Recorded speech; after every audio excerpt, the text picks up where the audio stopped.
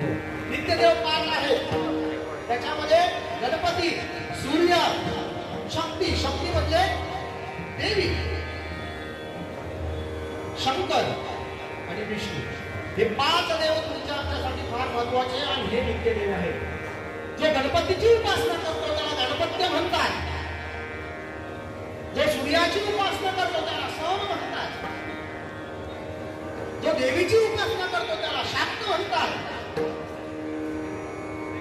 जो भगवान शंकराची उपासना करतो त्याला शैव म्हणतात. आणि जो भगवान विष्णूची उपासना करतो त्याला वैष्णव म्हणतात. आणि तुम्ही आम्ही कोण आहोत तर वैष्णव भक्त आहोत.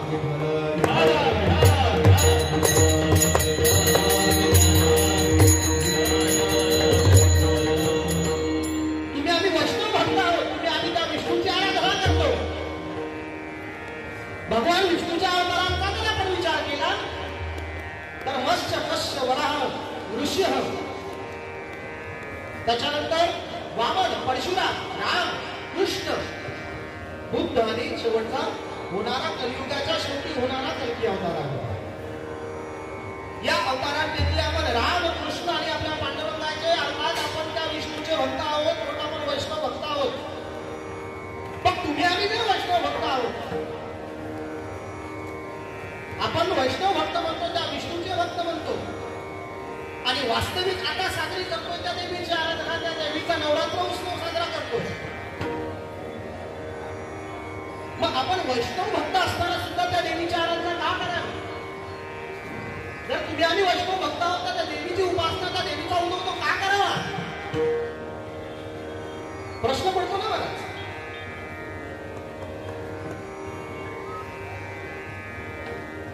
बाबा देवी असो, गणपती असो, शंकर असो किंवा विष्णू असो, या विश्वामध्ये व्यापून बसलेला एकच परमात्मा आहे. बाकी इतर ज्या काही आहेत त्या तुमच्या आमच्यासाठी निर्माण केलेली व्यवस्था आहे.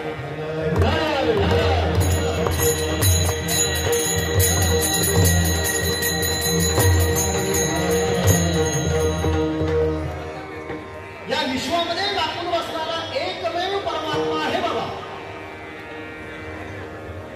भेदावादी जो वदत असे भिन्न नव्हे ते लक्षण भजनाचे विश्वी विश्वंभर पूर्णनासे भेदाचे कौतुक कसे सांग. जर तुम्ही त्यांच्यामध्ये भेद करून त्याचं भजन, त्याची सेवा करत असाल, त्याची आराधना करत असाल तर ती आराधना त्या देवाला मान्य नाही बाबा. या विश्वामध्ये व्यापून बसलेला एक परमात्मा आहे. पण इतर जर देवी असेल, भगवान शंकर असतील, हरिहरा भेद काही करू नका वाद, एक एकाचे उदरी कोणी साखरे हा. इतर फक्त तुमच्या आमच्यासाठी केलेल्या अवस्था आहेत. या जगामध्ये, या सृष्टीमध्ये व्यापून बसलेला एक परमात्मा आहे. आणि मुळात वारकरी संप्रदाय हा भेद न मानणारा संप्रदाय बाबा. विष्णुमय जग वैष्णवांचा धर्म भेदा भेद धर्म. आणि माझ्या संतांचा जर विचार केला तर माझ्या सर्व संतांनी माझ्या पंढरीश परमात्म्याला सुद्धा आई म्हणून हाक मारली आहे. माझ्या सर्व संतांनी माझ्या पंढरीश परमात्म्याला माऊली म्हणून हाक मारली आहे. माझ्या सर्व संतांनी माझ्या पंढरीश परमात्म्याला स्त्री रूपामध्ये सुद्धा त्याची आळवणी केलेली आहे बाबा. सर्व संत माझ्या पंढरीश परमात्म्याला आई सुद्धा म्हणतात. स्त्री रूपाने त्याला हाक मारतात बाबा. येई हो विठ्ठले भक्त जनवस्थे. येई हो विठ्ठले म्हणतात. विठ्ठले म्हणलं म्हणजे स्त्रीलिंगी आहे का पुल्लिंगी? स्त्रीलिंगी आहे.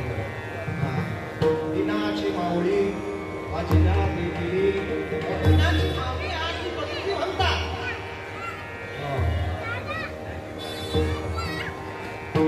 मग असा असणारा विठ्ठल परमात्मा नवे नवे वारकरी संप्रदाय जर भेदच मानत नसेल